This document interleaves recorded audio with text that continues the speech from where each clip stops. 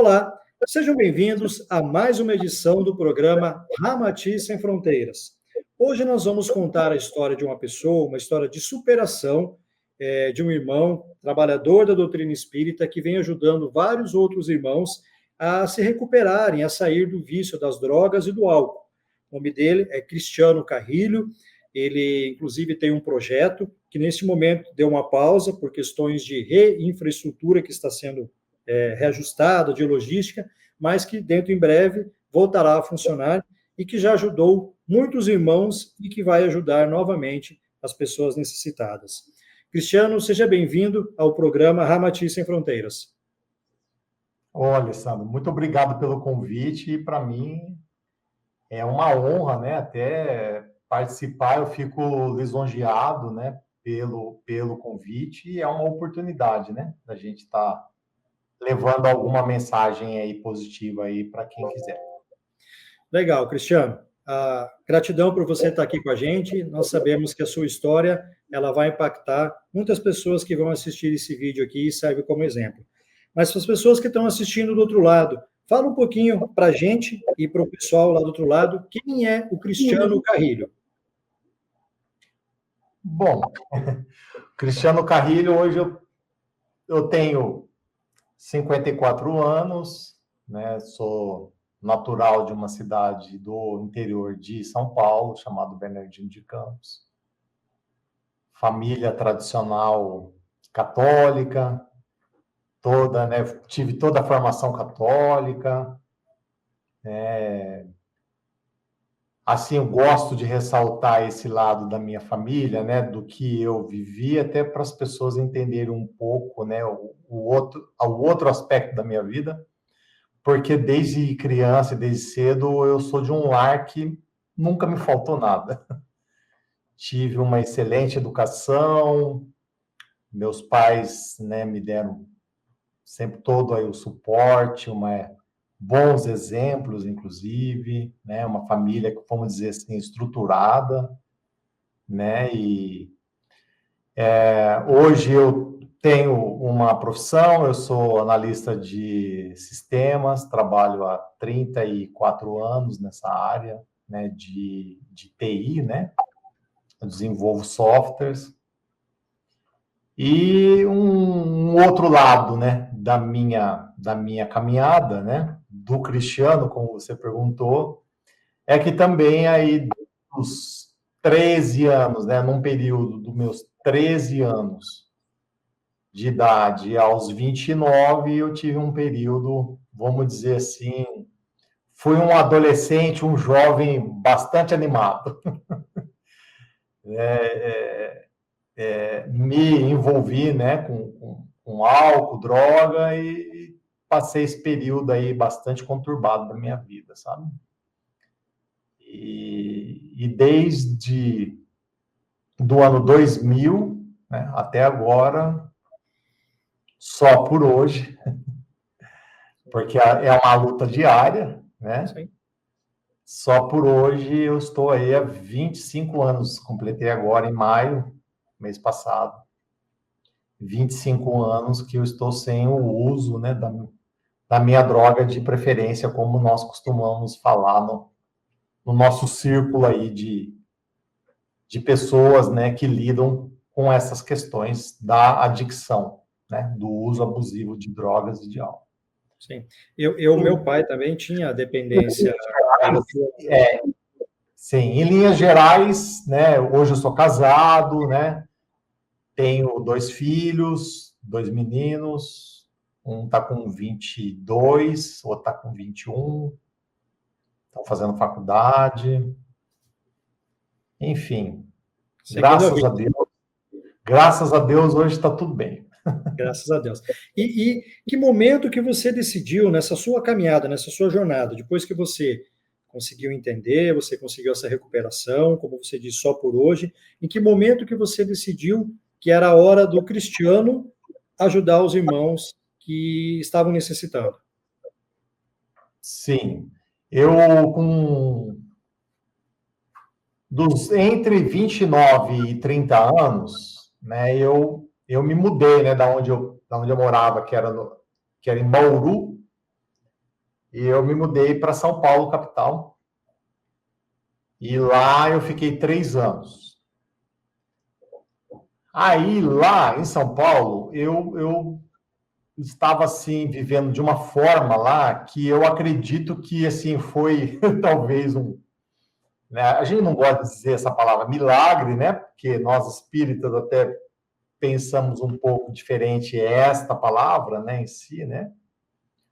Mas logo que eu vim para cá, que eu me mudei para cá, no ano 2004, eu era um simpatizante, né, da doutrina espírita, mas nunca fui espírita, nem quando morava lá em Bauru, em São Paulo. E aí, chegando aqui, eu conheci o Centro Espírita Obreiros do Bem, através da pessoa do senhor Moura. Sim, sim. O senhor Ademar de Vaz Moura, né? Bastante conhecido aí no movimento espírita daqui de Grande Campo Grande. trabalhador. Exatamente. Até hoje eu estava conversando com ele.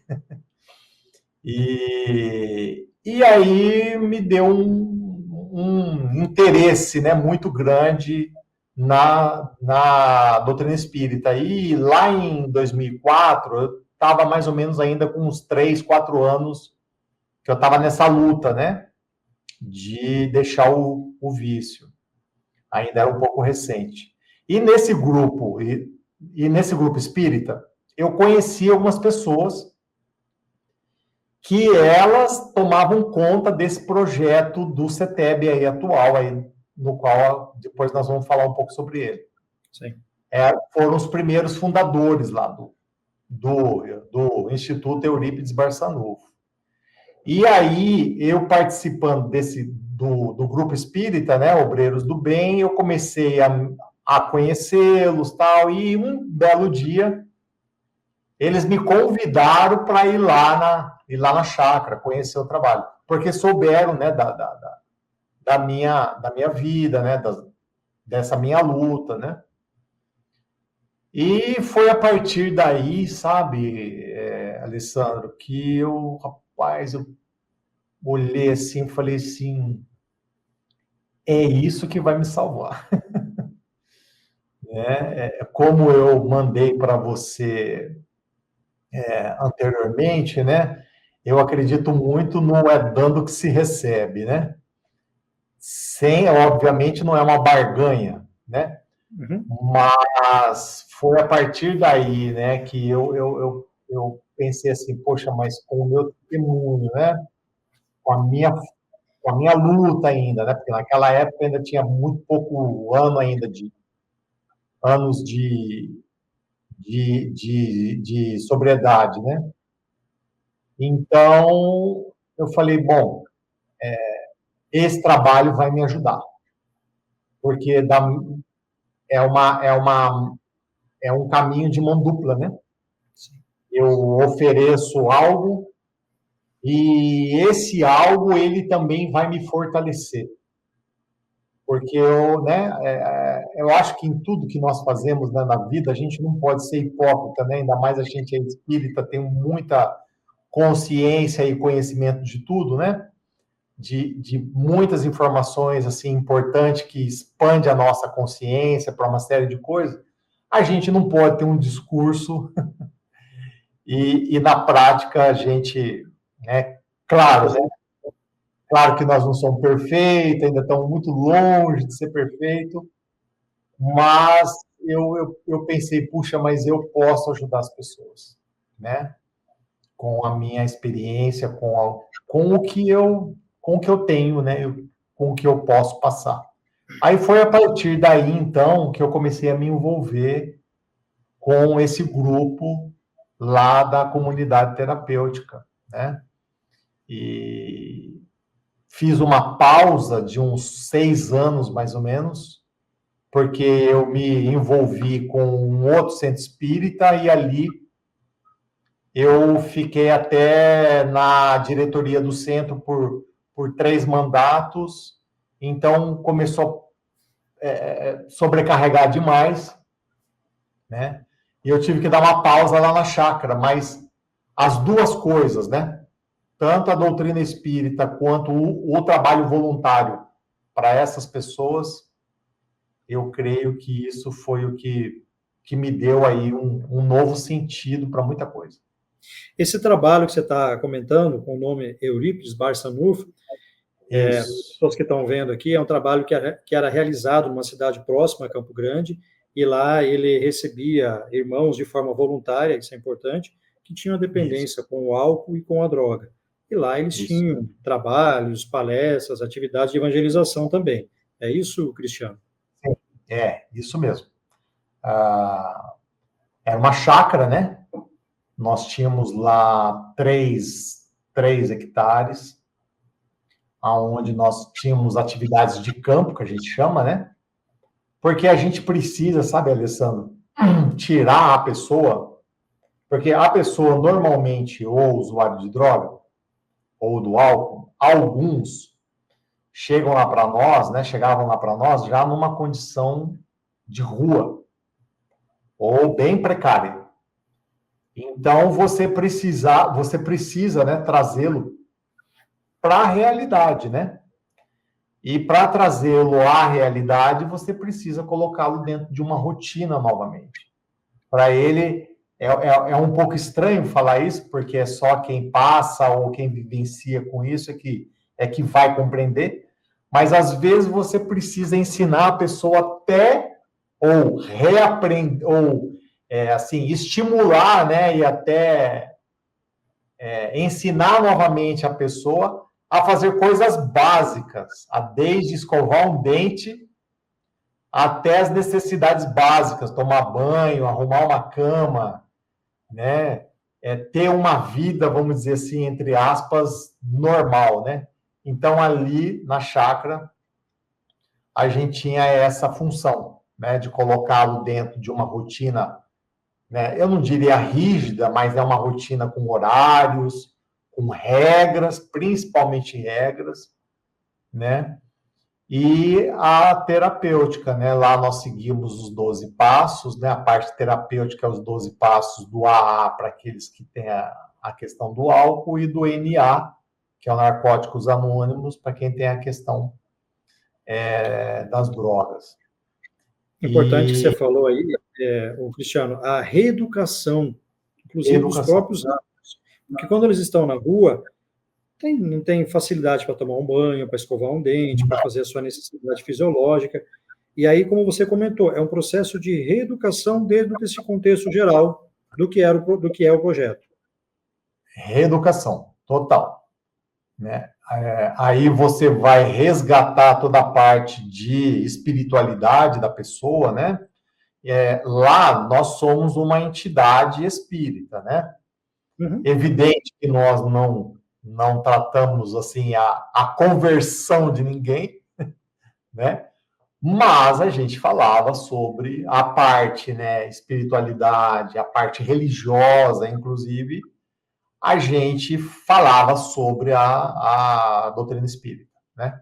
Até, né, assim, fazendo um paralelo, né, nós tínhamos, né, lá no centro que dava sustentação espiritual para o trabalho, né, uma reunião mediúnica que dava toda essa sustentação, né, espiritual, e até um querido irmão, né, nosso, espiritual, um dia nos cobrou essa atitude, né?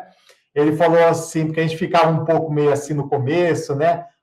Daquela coisa de respeitar, né, a religião dos outros, né? Ficava um pouco tímido. Aí um belo dia alguém nos falou assim: quando que vocês vão fazer jus à religião do nome que vocês colocam lá na placa? Eurípides Barçanufo.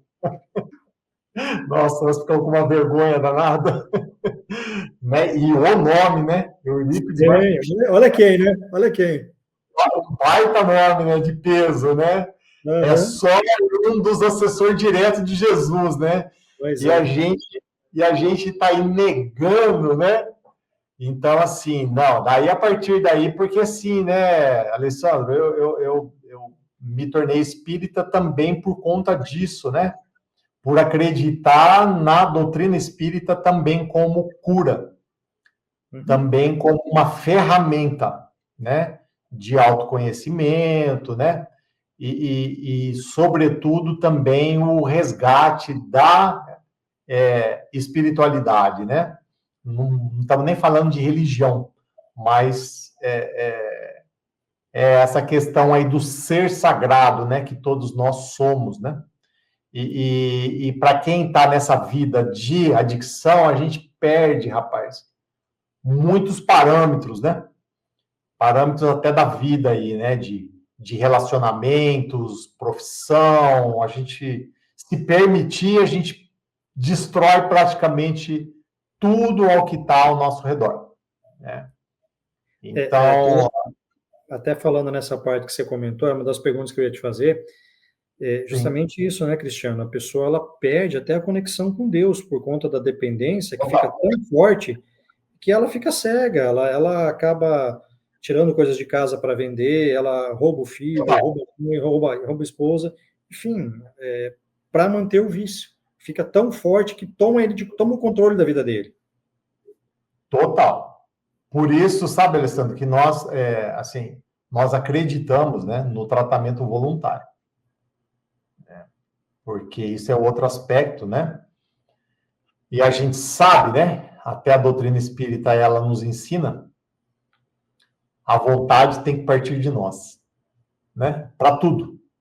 Para qualquer atividade que você vai fazer, principalmente naquelas que vai exigir de nós mudanças de hábito, mudanças, né, de rota, comportamento, forma íntima, né? pensamento, a gente sabe que não é fácil, não é verdade? Sim, imagina para um dependente químico, né? Imagina para aquela pessoa que já trocou tudo na vida pela substância que ele usa, né? Seja o álcool, principalmente o álcool, tá? Porque o álcool tem uma coisa mais agravante ainda, né? Porque ele é o socialmente correto, né? Vamos assim dizer. Legalizado, na verdade, hein? Legalizado, né? Mas ele está aí, né? Assim, enraizado, né? Principalmente dentro dos lares, das famílias. E ele silenciosamente também faz um estrago muito grande, sabe? E isso, assim, ninguém debate, sabe, Alessandro? Né? Ninguém fala, né? Talvez um pouco. Grande. O preconceito é grande, né? Então, a gente sabe, né? Porque um trabalho como esse, rapaz, para a gente conseguir uma ajuda, né? Até nós temos algumas pessoas, né, que nos ajudam, né? Diretamente, inclusive, participam até do nosso trabalho lá, e eles falam, né? Olha, nós espíritos, a gente faz, né? Já está acostumado a fazer muitas campanhas, né? Campanha da pizza, e sai pedindo doação para Deus e o mundo aí, né? Uhum. Aí até tem uma amiga nossa que fala assim, olha, eu peço qualquer coisa e eu consigo, né? Quando eu falo que é lá pro asilo, lá para as crianças, não sei da onde. Aí uma vez eu fui, né, na minha ingenuidade, né, com a minha força que eu achava que eu tinha, pedi lá para nossa instituição. A hora que eu falei que era para dependente químico, eu não consegui nada, nenhuma doação.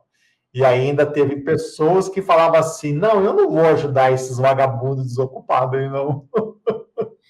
Infelizmente, é a realidade, a sociedade tem essa consciência. Tipo, não, tá lá, é vagabundo, é drogado, tá na rua, merece estar, fez alguma coisa. É triste ainda que as pessoas pensem dessa maneira. Mas voltando ao projeto, aí o pessoal recebia atendimento, depois de um tempo eles tinham uma alta, como que funcionava isso, Cristiano? Lá, o nosso período de internação, primeiro, como é voluntário, né? A pessoa vai se quer e a pessoa também fica se quer. Obviamente que a gente tenta, né, de todas as formas, segurar ao máximo ela, mas sem cercear nada o direito de ir e vir dela, né? Então, nós, inicialmente, até um bom tempo, era 1 ano de internação, que era o tempo que nós acreditávamos que que a pessoa dá aquela equilibrada, né? Depois, nesse 1 ano, a partir dos 9º mês, a pessoa começava a fazer as visitas para a família novamente. Ela passava um final de semana no 9º, no 10º, no 11º. Né? Alguns finais de semana com a família. Aí ele recebia alta. Nós tínhamos 1 ano depois de acompanhamento, né? Aonde, dependendo, né, da receptividade da pessoa, a gente também tentava ajudar a pessoa em algum encaminhamento aqui fora, profissional, ou estudo, se a pessoa queria voltar a estudar, né? E também a gente estimulava muito, né? Principalmente com a família, porque nós também fazíamos uma reunião semanal com as famílias, porque isso é outra parte do problema. Sim, sim. Né? É um elo. Que é a codependência, né? A família também é dependente sem saber. Né? Embora não use a droga, mas ela é também dependente. Então, a gente também tinha uma reunião com as famílias, onde as famílias aprendiam, né? Ou a gente tentava orientar, né? Para ela aprender a lidar com aquele seu ente, né? Quando ele retornasse para casa. Né? Bom, agora, né? Recentemente, nós mudamos para 9 meses. E nos 9 meses, a mesma sistemática. Tem um período de ressocialização. Terminando os 9 meses, a gente também faz um acompanhamento quando a gente sente essa receptividade. Porque a gente não força nada, sabe, Alessandro? Sim. Tem que ser com incentivo da pessoa, com amor próprio, tudo isso. A gente oferece o máximo que a gente consegue de ferramentas, né? E de informações, a parte terapêutica, atendimento psicológico, psiquiátrico, espiritualidade, são tudo ferramentas para tentar fazer com que a pessoa se sensibilize, se conscientize, né, do problema que ela tem, porque o problema é dela, né? E do estrago, inclusive, que ela causou, né, na vida dela e em outras pessoas também, né? Agora, se não houver esse despertar da pessoa, a gente pouco consegue fazer. Esse é um ponto que eu queria chegar agora, te ouvindo. Você sabe que algumas pessoas são de outras religiões, ou às vezes não tem nenhuma religião, mas não é o caso aqui. O objetivo é ajudar as pessoas. Mas quando você, num trabalho espiritual, de certa forma, se aborda a questão do respeito ao perispírito dele, da reencarnação, isso, daquilo que ele vai estar levando para o outro lado quando ele partir. Como que era a aceitação dessas pessoas? Olha, Alessandro, assim, essa parte um pouco mais, posso dizer assim, técnica, né? Do conhecimento que nós temos, né? A gente abordava muito pouco lá dentro da comunidade. Embora, né, a gente dava para eles a noção bem clara, né? Até também muitos eram evangélicos, né? Tinha aí fortemente a parte bíblica, né? E que muitos acabam levando, assim, com todo respeito, né? Mas muitos acabam levando muito ao pé da letra algumas coisas, então é difícil de compreender outras. Mas a gente deixava muito bem claro por assim, interpretações e até por analogias, né? Da parte doutrina espírita com o Novo Testamento, né? Aonde a gente explicava para eles, né? Olha, Jesus aqui está querendo dizer isso para você, né? Que é o que nós aqui na doutrina espírita nós compreendemos perfeitamente. Então, e era muito comum você ouvir lá dos meninos internados relatos, né, de que eles viam muito lá, né, durante o uso ou em qualquer lugar, vultos, né? A parte mesmo própria do vício, né? Aquela compulsão exagerada que a pessoa não sabe de onde vem, né? Então, a gente procurava também, dentro das possibilidades de aceitação ou não, mas a gente explicava. essa relação, né? Mundo espiritual com o mundo físico, né? Principalmente nesse intercâmbio, né? Porque o vício, infelizmente, você não está ali sozinho quando você está no uso, né? Do álcool e da droga, né? Você está nas companhias também dos nossos irmãos desencarnados que desencarnaram, inclusive, em função, talvez, até de uma morte prematura, né, de uma overdose ou de um uso abusivo, né? E eles continuam no plano espiritual da mesma forma como eles viviam aqui, né, entre nós. Então, sim, a gente dava, assim, essa noção. E assim, sabe, Alessandro, para mim, isso foi o que mais me chamou a atenção, né, da doutrina espírita, por esse conhecimento, né? Porque a partir daí, né, rapaz, muda tudo, né? Sim, sim, com certeza. Ou pelo menos tem que mudar, né? Opa, acho que eu estou fazendo uma coisa errada. Você fica com o olhão desse tamanho, né? Porque assim, a gente participa de reuniões mediúnicas, né, de desobsessão, já tem um bom tempo, né, que eu trabalho, e a gente presencia, né, as condições que esses irmãos vêm para uma reunião mediúnica, né? Então, a gente dá, sim, essa noção da alma, do perispírito, né, da colheita, né, que você planta, você vai colher, né? Então, o que você está fazendo hoje, você não está só maltratando o seu corpo físico. E isso vai ter consequências para o seu espírito, né? E, obviamente, isso vai reverberar para a eternidade. Porque nós somos, né, espíritos imortais e algum dia, lá para frente, mesmo que Deus, né, na sua infinita misericórdia, você vai parcelando isso em suaves prestações, mas a conta chega, né? A conta chega.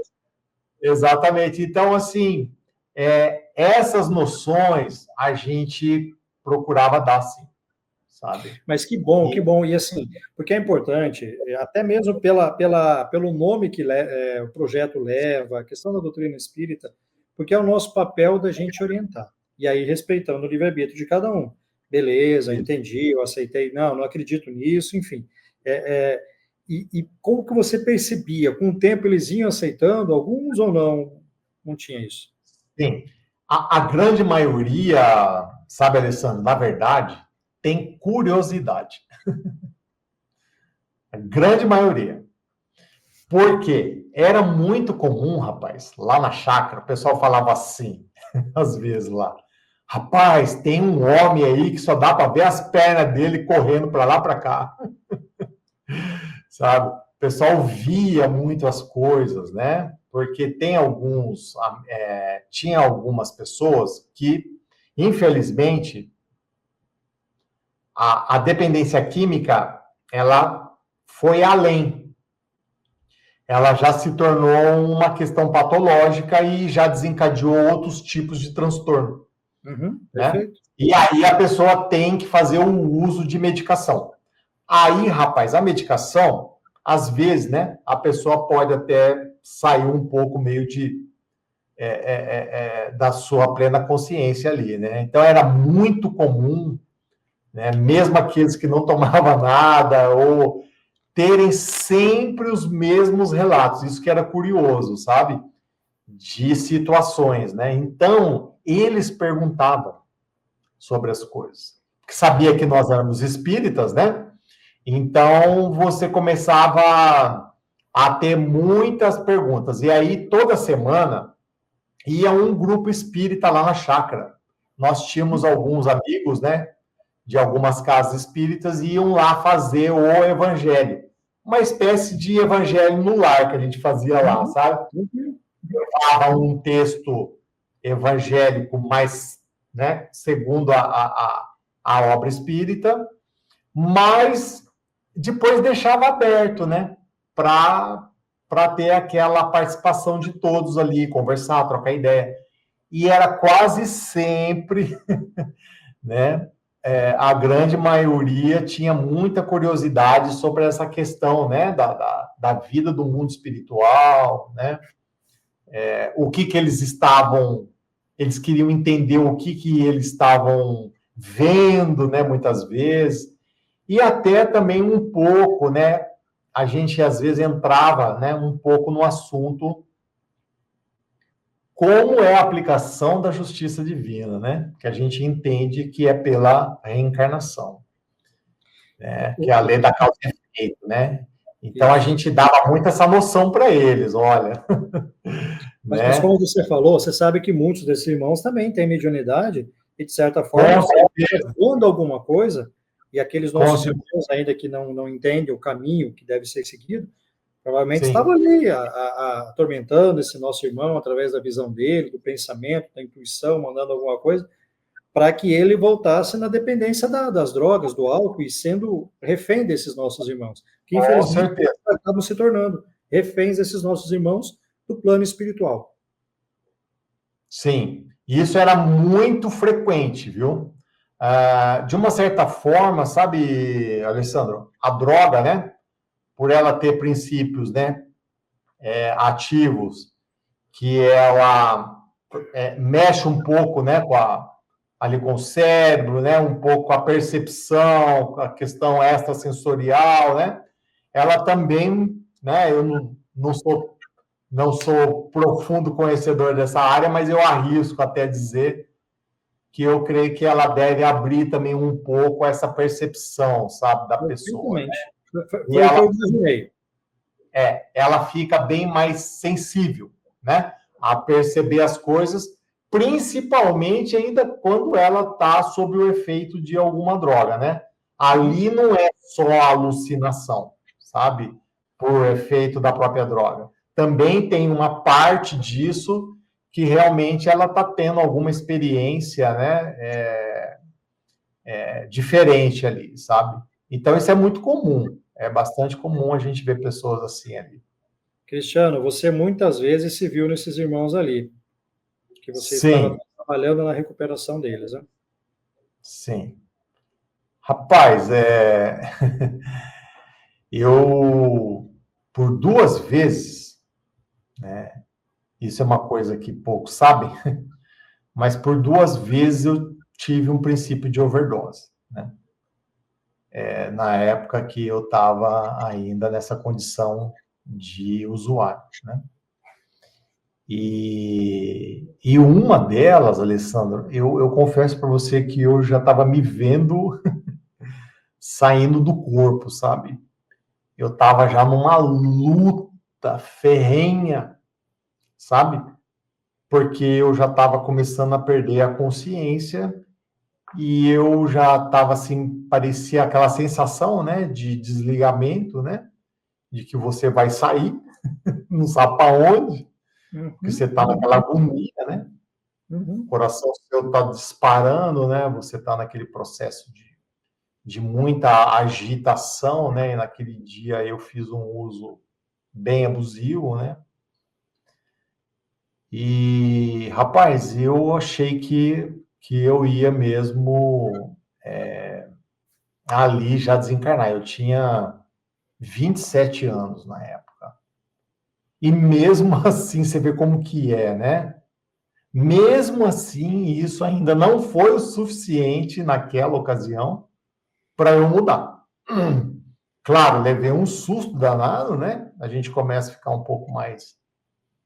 Mas ainda foi mais alguns anos até eu chegar ao ponto de falar assim, bom, agora chega.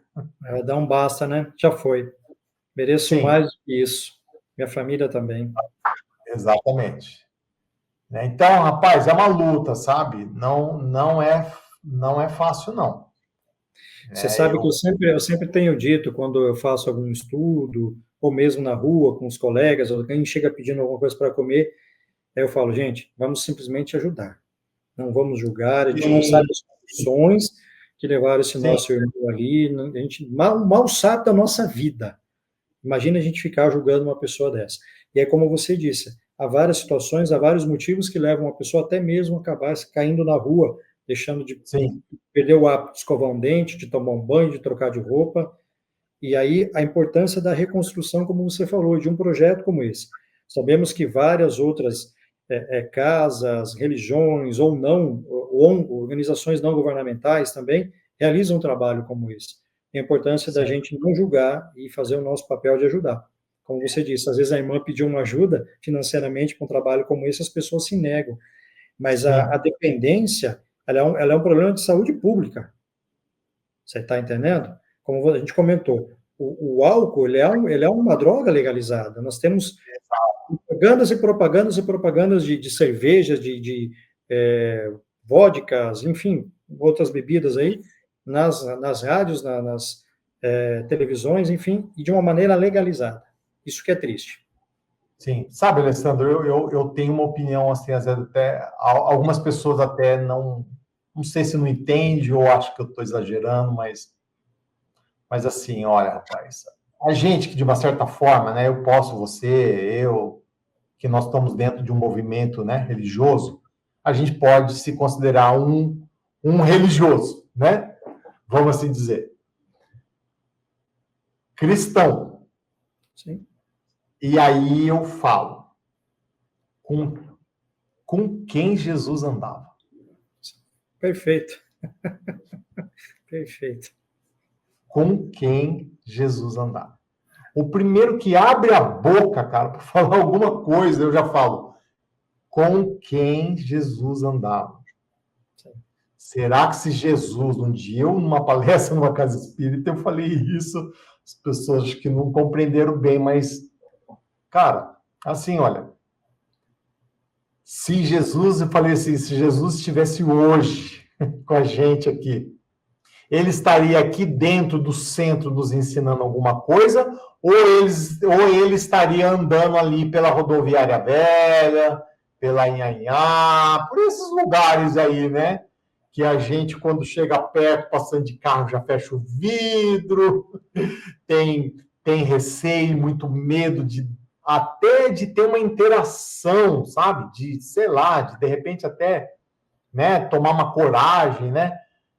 Então, a gente, até como movimento espírita, eu também ouso a falar, sabe, Alessandro? Né? São raras, né, as ações, não é generalizado, obviamente, né? Que nem ali vocês, né? Ali no Ramatiz tem uma porta e que dá um olhar e um acolher para pessoas assim.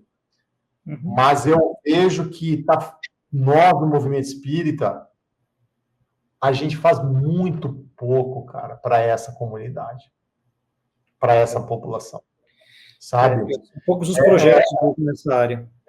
Você sabe, eu tenho, assim, vou falar, talvez, rapidamente, só para você entender, né? Eu frequentava aqui no São Conrado, né? E ainda frequento de vez em quando ali. E ali no São Conrado é uma comunidade também bastante carente ali, sabe? Tem muitas pessoas ligadas ao álcool ali, sabe? E eles frequentavam ali as nossas reuniões. Às vezes até alguns iam à noite para assistir uma palestra e entravam a tomar passe. Às vezes até no sábado, lá na nossa evangelização, eles iam lá, né, pegar uma sopa, pegar uma comida que a gente servia, e a gente dava o passe. Assim, também não estou aqui sendo um fogo amigo, né, mas eu quero falar para a nossa reflexão, né? As pessoas ficavam incomodadas com o cheiro do álcool da pessoa e, às vezes, até questionar se a pessoa devia entrar para tomar o passe. Sim. Sabe? Porque a pessoa estava alcoolizada. Aí, um belo dia, né? Eu sou muito provocador, né? Um belo dia, nós fomos num seminário com uma pessoa lá da Federação Espírita, né? Lá da FEB. E nós perguntamos para a pessoa. Eu quis fazer essa pergunta porque depois eu queria levar para o nosso pessoal, né? porque a gente tem estudo, né? E acho que o estudo é para essa hora, né? De você tirar as dúvidas, de você saber o que você está fazendo. E a gente perguntou se uma pessoa alcoolizada, né? Explicamos aí o contexto, né? Se uma pessoa alcoolizada podia tomar o passe ou não. Graças a Deus, o Roy falou assim. Ele falou assim, uai, se ele entrou lá no centro, ele está querendo o quê? Ele foi em busca do quê? E você sabe então, que nós temos que aprender, sabe, Alessandro? Desculpa te cortar, mas só para eu encerrar o raciocínio, nós temos que acolher. Sim. Se nós não temos a capacidade ou não entendemos, nós temos a ignorância, né, sobre o assunto. Então, vamos procurar entender, vamos procurar compreender, né? Que por si só, a mensagem do Evangelho, ela já é de acolhimento, mesmo que você não entenda nada sobre dependência química, mas que pelo menos você não maltrate ou não tenha intolerância com a pessoa. Só acolha, sabe?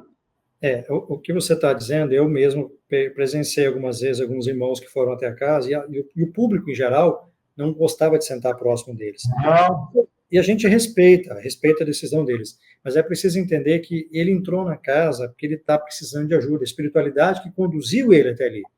Você está entendendo? Muitas vezes ele não queria entrar de forma alguma, mas a espiritualidade passou horas e horas trabalhando junto com o mentor desse irmão para que ele pudesse chegar ali, pudesse ouvir aquela palavra e tomar aquele passe para ajudar também na jornada dele. E é como você falou, na teoria, nós somos todos perfeitos. Quando a gente vai para a prática, a gente precisa rever. E o que você falou foi perfeito. Nós temos que ter um olhar também voltado a esses irmãos que têm essa dependência do álcool, da droga, do jogo, enfim, porque eles também são filhos de Deus e merecem a nossa ajuda. Só para contar um pouquinho, o meu pai também, ele era dependente ele era alcoólatra, morreu com 40 e poucos anos, e ele não conseguiu vencer o vício, não conseguiu, a família, pai, minha mãe, meu avô, enfim, todo mundo levava ele para internar, ele internava, se recuperava, quando saía, por conta do ciclo, ele não conseguia, e aí ele recaía, e aí que está. Não é apenas a vida dele que é destruída, mas é a vida da família que passa por isso, porque só quem tem um dependente dentro de casa, seja de álcool, droga ou outra coisa, sabe o que é o sofrimento. E você precisa amar aquela pessoa, acolher e dar ajuda e entender a situação dele, mas é difícil, meu irmão, é difícil, porque eu lembro que a minha mãe chegou a um ponto que ela falou assim, olha, eu vou separar porque eu não aguento mais. A gente fez tudo e você não consegue. E aí, quando chega numa situação dessas, o dependente só piora, não tem jeito, porque a família é o sustentáculo também, numa situação dessa, principalmente, não também, mas principalmente. É uma luta difícil, viu, Alessandro? É uma luta muito difícil. Só quem passa é que a gente sabe como é que é, sabe? Às vezes, a solução, muitas vezes, é essa, sabe? É se afastar ali da pessoa, né? E agora, dentro, né, da casa espírita, eu creio, né? Porque, assim, existem aí várias instituições, né, que promovem o conhecimento. Por exemplo, os Alcoólicos Anônimos, rapaz, tem uma reunião fenomenal, é maravilhosa, sabe? E os Alcoólicos Anônimos, eles têm lá dentro uma outra reunião que se chama Al-Anon, Grupo Al-Anon, que é somente para os familiares. Sim. Né? E eles dão muito conhecimento, sabe? Tem o grupo Amor Exigente, né, que é um pouco também voltado mais para a parte da droga, né, ilícita, mas que também é um grupo de apoio para a família. Porque, assim, sabe, Alessandro, a família, ela, o que nós chamamos de codependência. Chega a um ponto que alguém da família, vamos dizer assim, meio que inconscientemente, é eleita, né, como aquele que vai abraçar a causa. Normalmente, o que a gente vê é a mãe ou a mulher, sabe? Que tem essa missão dura e muitas vezes ingrata, né? Eu digo ingrata porque ela vai lidar só com ingratidão do outro lado. Sim. Sabe? O julgamento. E aí ela precisa ter, rapaz, uma superação, uma entrega, além das suas forças, às vezes, e além até da sua compreensão, né? Porque, assim, ela anula, né? A família, muitas vezes, anula a sua vida para viver em função desse problema que está dentro de casa. A gente vê muito isso, né? Então, quando o lar ele não se destrói completamente, aí há essa separação que às vezes até é um processo natural. A gente não condena, né? Quem, obviamente, é uma situação muito complicada para qualquer um querer julgar ou falar algo, porque nessa hora a gente encontra muitas pessoas cheias da razão, né? Sim, e cheias do conhecimento. Às vezes até dentro da própria família, né? Tem os grupos ali que, às vezes, os prós, os que são contra, os que são a favor, né, de alguma coisa. Então, cria-se aquela guerra, né? Mas, independente se vai ficar junto ou não o grupo familiar, a gente tem que ter a questão forte do acolher. Acolher. O que é o acolher? É o acompanhar. É mostrar para a pessoa que, independente de qualquer coisa, do que ela escolha, alguém vai estar ali do lado dela. Perfeito. Acolha. Sem julgar, sabe? Sem acolha. Somente acolha. Cristiano, e aí você estava falando para mim que o projeto está mudando de local. Onde ele está sendo instalado agora? Nós estávamos com um problema lá, sabe, Alessandro? Lá a chácara atende, ela está aberta desde 2004. Né? Já funcionava lá com outro pessoal, aí com muita dificuldade, né, o rapaz passou a administração para nós. O pai desse rapaz, ele doou a chácara para nós, né, uma alma assim mais do que generosa, não tem nem o que falar, né? Uma pessoa maravilhosa que apareceu na nossa vida, ele doou a chácara para nós.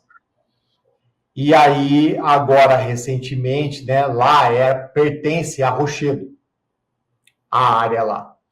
Uhum. E a gente tinha muita dificuldade de buscar qualquer tipo de convênio. Porque porque lá pertencia a Rochedo. Se você procurava aqui o município de Campo Grande, até politicamente não pode, porque você não pode destinar no município de Campo Grande verba que vá para alguém que é de outro município. E lá em Rochedo também você não conseguia nada de lá da prefeitura. Bom, daí muita dificuldade, né? A gente vive praticamente de doação. A gente então resolveu que a gente só podia vender a chácara lá. Isso até tinha uma cláusula aí de doação. A gente só podia vender a chácara se fosse para continuar o trabalho, né? Uhum. Então, nós decidimos, né, numa assembleia, né, numa reunião geral da diretoria, diante, né, dessas dificuldades que a gente estava tendo, a gente achou por melhor vender a chácara lá e comprar uma nova. De preferência, óbvio, né, que ficasse dentro aqui do município de Campo Grande. E aí, no começo do ano passado, nós compramos uma propriedade ali no Balneário Atlântico, perto ali na saída ali de Campo Grande para Três Lagoas ali, sabe? Uhum. Nós compramos uma nova chácara lá. A chácara tem 2 hectares. E agora nós estamos esperando, rapaz, sair a licença ambiental, porque é uma área de mata nativa e a gente quer fazer as coisas, né, tudo muito certinho, né? Porque a gente sabe que se derrubar uma árvore lá amanhã tem alguém lá, né? Então a gente está agora esperando no Imascu sair a nossa licença, já protocolamos toda a documentação. E saindo essa licença, a gente já vai começar a construir uma nova unidade. Aí nós vamos construir do zero. Né? Vai ter capacidade para 30 pessoas inicialmente. A gente já tem algumas pessoas já que vão, né, que estão querendo, né, nos ajudar. A gente está aí espalhando essa notícia até essa oportunidade, né, para a gente estar aqui conversando, é uma oportunidade muito boa para nós, né, de divulgar o trabalho e também quem quiser ajudar, né, pode nos procurar, né, nós vamos, assim que a gente tiver com essa licença na mão, nós vamos começar a construir. Já tem um arquiteto que já fez para nós o projeto, né? Já está todo desenhado, no papel, está lindo. Eu até brinco com os outros, outro dia eu falei para um assim, falei, rapaz, aquilo lá está parecendo uma pousada, estou até com vontade de morar lá, viu? Então, bonito o trabalho. Que lindo, que benção, que benção. A gente quer fazer isso, sabe, Alessandro? A gente quer fazer uma comunidade terapêutica que a pessoa se sinta em casa, que ela não queira sair de lá, né? Que ela é bem tratada, que ela ali ela é acolhida, né? Que ali ela consiga resgatar, né? Talvez uma parte que ela perdeu da vida, né? E então a gente tá aí, né, rapaz, com essa expectativa aí, né? Eu tô numa ansiedade desgraçada porque a gente precisa aprender também, né, um pouco, né, a dosar isso tudo, né, essa espera, né, aprender, porque a gente sabe que nem todo mundo fala, né, esse jargão, né, o tempo de Deus, mas é verdade, né, o tempo lá é outro, né, e a gente está nessa expectativa, já tem aí quase 1 ano e meio que nós estamos parados, né, parado assim, né, parado com esse projeto, né, com esse tratamento. A gente continua participando ainda nos grupos espíritas que a gente participa, as pessoas que nos procuram, né, ainda com o problema, né, porque como alguns já nos conhecem, né, em função lá daquele trabalho, a gente encaminha para outras comunidades terapêuticas aí que são parceiras nossas, que a gente confia também no trabalho. E quando eu falo confio no trabalho, nós temos uma comunidade terapêutica que a gente ajuda, que é de um pastor evangélico. Olha que interessante. Sim, o objetivo está maior do que qualquer doutrina, religião, enfim, o objetivo é ajudar as pessoas. E ele fala para nós lá, rapaz, ele fala assim, rapaz, os meus irmãos crentes, né, quando eu falo que espírita está nos ajudando, ninguém vai querer conversar comigo. Eu falei, mas que ignorância. Ele falou assim, como que eu posso negar uma ajuda, sabe?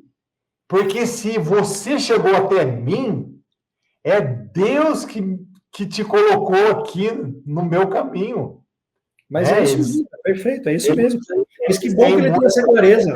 Pastor, ó, te amo sem te conhecer pela sua decisão. Tá entendendo?